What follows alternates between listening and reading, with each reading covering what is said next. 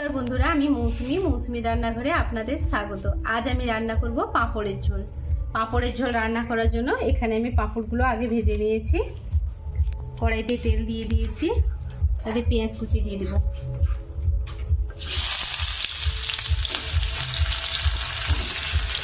যা হয়ে গেছে, তাতে আমি 1 চামচ লঙ্কার গুঁড়ো দিয়ে দেব, হাফ চামচ হলুদ গুঁড়ো দিয়ে দেব,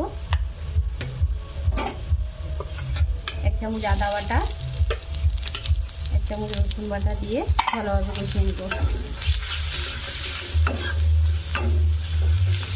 মশলা থেকে তেল ছেড়ে গেছে, এবার আমি তাতে কাজু বাদাম বাটা দিয়ে দেব। অল্প একটু জল দিয়ে ভালোভাবে কষিয়ে নেব। কেটে রাখা আলু দিয়ে দেব।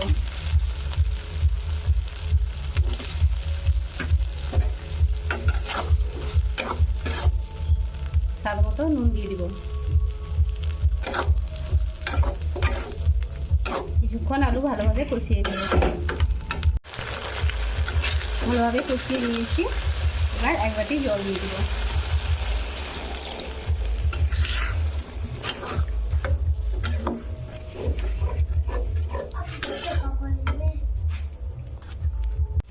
ঢাকনা দিয়ে কিছুক্ষণ এভাবেই রেখে দিব আলু সেদ্ধ হওয়ার জন্য।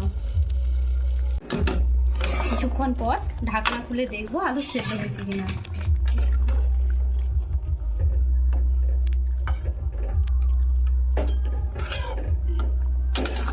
আরো কিছুক্ষণ ঢাকনা দিয়ে দিব। আলু সেদ্ধ হয়ে গেছে, এবার ভেজে রাখা পাঁপড়গুলো দিয়ে দিব।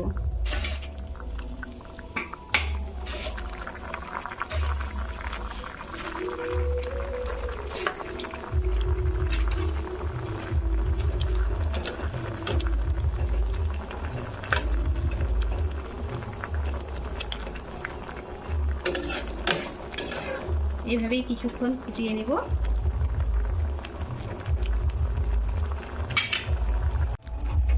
কি বন্ধুরা, কেমন লাগলো আমার এই রান্না?